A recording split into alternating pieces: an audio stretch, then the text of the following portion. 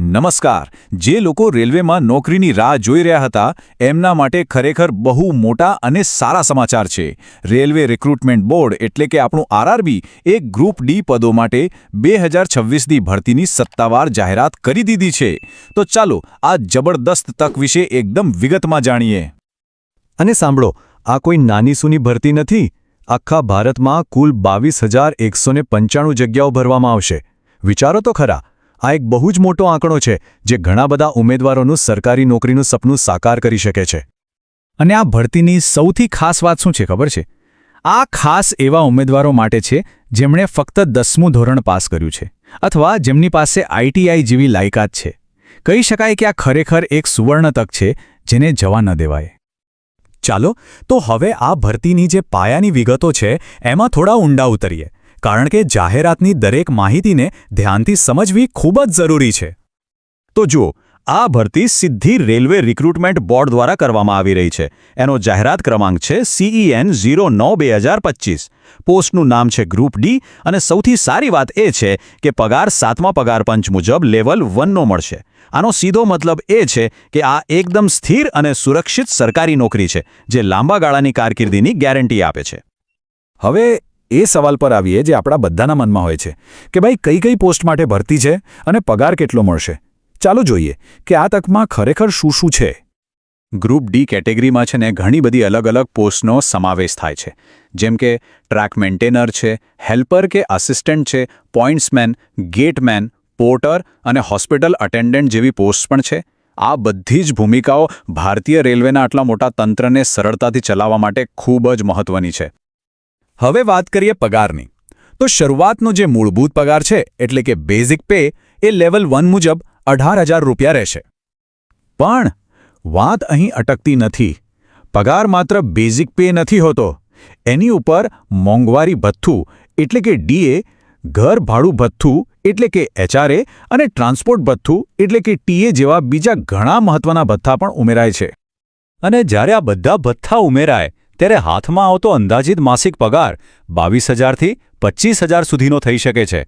અને હા, આ સાથે રેલવેની નોકરીમાં મળતી જોબ સિક્યોરિટી અને બીજા લાભો તો ખલા જ. ઓકે, તો હવે સવાલ એ થાય કે આ નોકરી માટે કોણ અરજી કરી શકે છે? ચાલો ફટાફટ જરૂરી શૈક્ષણિક લાયકાત, ઉંમર મર્યાદા અને અરજી કરવાની મહત્વની તારીખો પર એક નજર કરી લઈએ.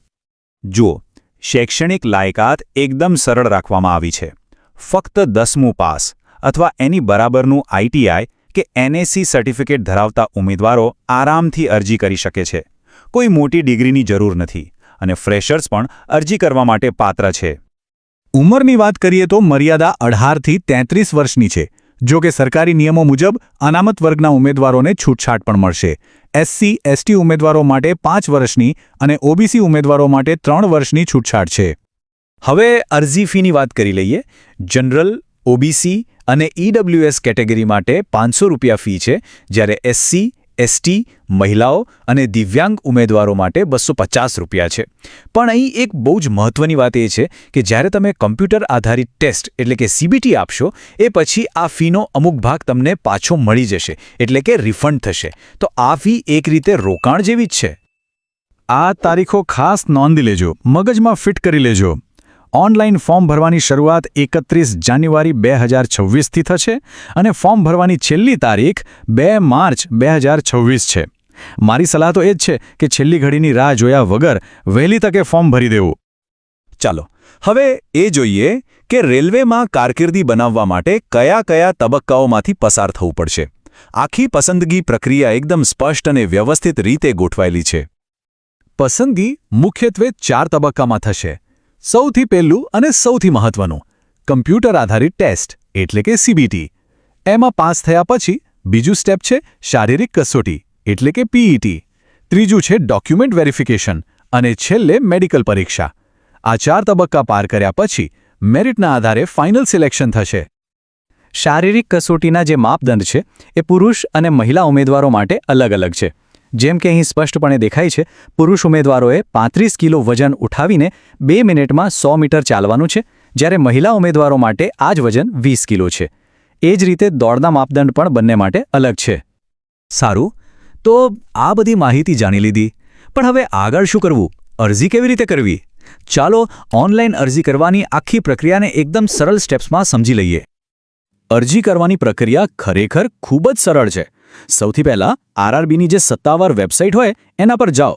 ત્યાં CEN 09/2025 વાળું નોટિફિકેશન શોધીને ન્યૂ રજિસ્ટ્રેશન પર ક્લિક કરો. ત્યાર પછી તમારી બધી વ્યક્તિગત અને શૈક્ષણિક વિગતો એકદમ ધ્યાનથી ભરો. આગળના સ્ટેપમાં તમારો ફોટો અને સહી અપલોડ કરો અને ઓનલાઈન ફી ચૂકવી દો. બસ છેલ્લે ફોર્મ સબમિટ કરો. અને હા, એની એક પ્રિન્ટઆઉટ ભવિષ્ય માટે સાચવીને જરૂર રાખજો.